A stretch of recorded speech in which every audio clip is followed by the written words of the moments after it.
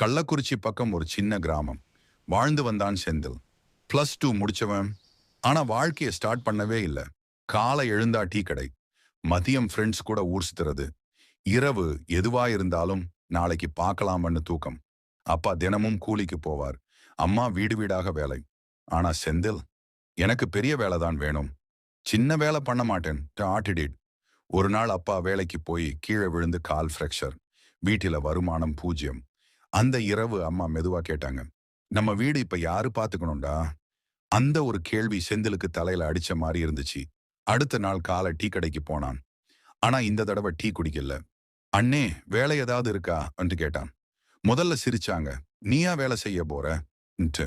ஆனா அவன் அடுத்தடுத்துன்னு ஓடி கன்ஸ்ட்ரக்ஷன் சைட்ல கூலி வேலை தொடங்கினான். முதல் நாள் கைகள் வலி, 2ஆம் நாள் முதுகு வலி, 3ஆம் நாள் நண்பர்கள் கேலி. ஆனா வீட்டுல அம்மா சமைச்ச சாப்பாடு, அப்பா அமைதியா தூங்குறது, அதுவே அவனுக்கு ஃபியூல்.